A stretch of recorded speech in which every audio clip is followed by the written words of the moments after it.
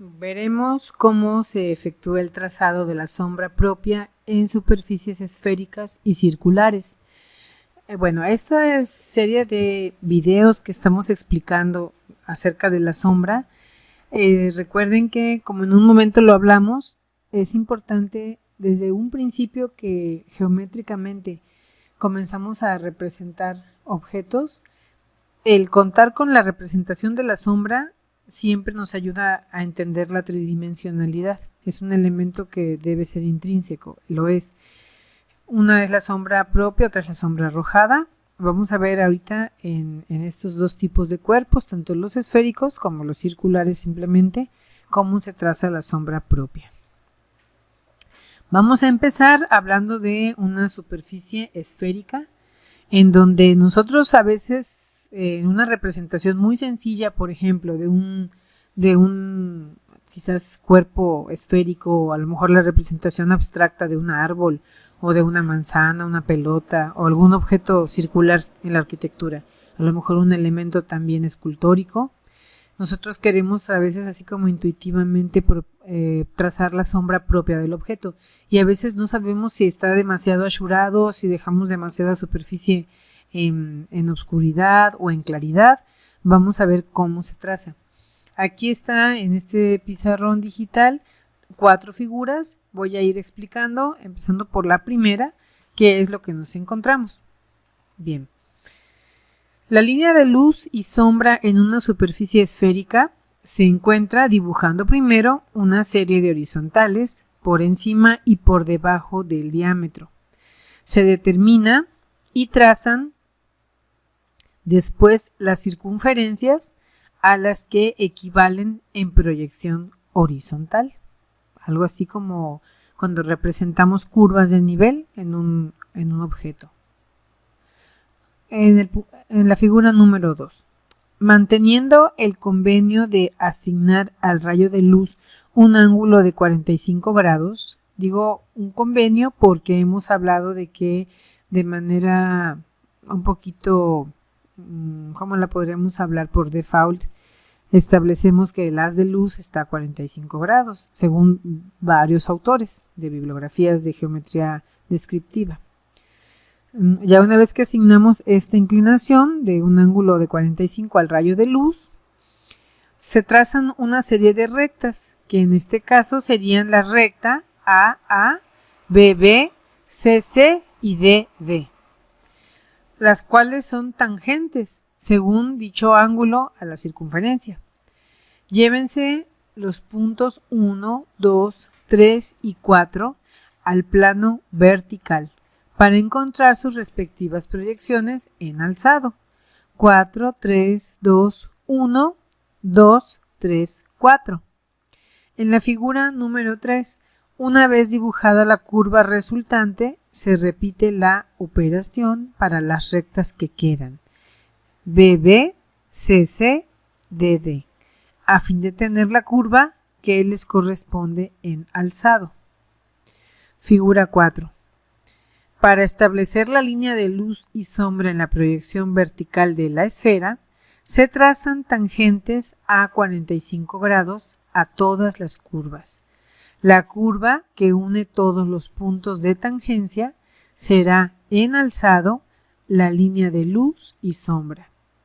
Como pueden ver, en la figura 4 ya únicamente podemos proceder a sombrear, a difuminar o a achurar la parte del cuerpo esférico que permanece en oscuridad, comparado, obviamente en contraste, con la parte que va a permanecer en claridad. Definitivamente, mediante este rápido trazo, podemos nosotros darle una ilusión de tridimensionalidad a un cuerpo esférico, que pasa de ser una simple circunferencia plana a un cuerpo que ya podemos decir que tiene volumetría, tridimensionalidad. Este es un efecto muy utilizado que nos puede auxiliar mucho en la representación, que puede ser a lo mejor de vegetación, de cuerpos esféricos, de escultura o de elementos esféricos dentro de la arquitectura, que también pueden obedecer al diseño. Ahora vamos a pasar a explicar cómo es el trazado de sombras, pero en formas circulares. O sea, ahora vamos a hablar en 2 dimensiones, únicamente formas que son circulares, más no esféricas. Aquí lo vamos a explicar con esta serie de 6 figuritas que van en forma ordenada en nuestra pizarra electrónica, empezando por el punto número 1. Bueno, dado que este disco circular se encuentra en un plano paralelo al muro, todos sus puntos son equidistantes de este, y por tanto la sombra no es más que una proyección a 45 grados de una circunferencia de igual radio. Volvemos a hablar del tratado de 45 grados como la representación del haz de luz solar. Pasamos a la figura 2. Para trazar la sombra como la proyectada por un disco en posición horizontal, perpendicular al plano vertical, primero se inscribe en un cuadrado y se grafían sus ejes y diagonales con una escuadra y regla T. Pasamos a la figura número 3. La sombra deformada que arroja se determina proyectando a 45 grados en planta y alzado el cuadrado circunscrito, sin olvidar hacer lo mismo con los ejes y las diagonales. Los puntos en que la sombra corta a unos y otros se proyectan desde la planta y después de esto se dibuja el contorno de la sombra. Ya comenzamos a ver una proyección de su sombra.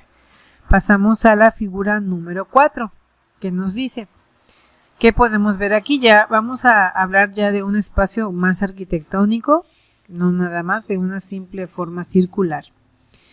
La sombra que arroja una arcada o arco sobre un plano situado detrás sigue también estos principios fundamentales, salvo en que, a diferencia del disco, los arcos semicirculares tienen un espesor. Aquí ya podemos hablar de espesor que pudiera ser a lo mejor espesor de muro. En consecuencia, primero se proyectan los puntos A, B y C hasta cortar las proyecciones homólogas en planta. Ahí se ve claramente cómo sería el procedimiento. En la figura 5, como tanto las caras interior y exterior del arco participan en la formación de la sombra, deberán proyectarse en planta los puntos interiores y exteriores de aquellas y del centro. Estamos hablando ya de un espacio arquitectónico que por lo tanto tiene lo que llamamos paño interior y paño exterior. Por eso es que utilizamos este par de líneas. Miren, aquí lo vamos a marcar. Esta con esta, esta con esta, que es la proyección de la arcada, y esta con esta. Bien, pasamos ahora a la figura 6. El centro de las dos semicircunferencias de igual radio se encuentran en la intersección de la proyección de los centros interior y exterior del arco, en planta, con la proyección del punto B en alzado. Así tenemos la línea de luz y sombra de la sombra arrojada por el arco y, bueno, con este procedimiento se lo aplicamos también a las demás arcadas, ¿sí? O sea, a esta que está acá y a esta que está acá. Ahí podemos nosotros, mediante este método, darle muchísima ilusión de tridimensionalidad, repito, a una fachada quizás que tuviera formas de este tipo, es decir, formas circulares y donde queremos trazar la sombra. No hay una peor representación que aquella que lejos, o sea, es difícil, cuando no representamos sombra, es difícil entender los cuerpos que estamos proyectando en geometría. La sombra es muy importante, pero es todavía peor el representar una sombra errónea, equívoca o ilógica. Por eso recomendamos que practiquen estas dos formas de representación de trazado de sombras, en formas circulares y en forma esférica.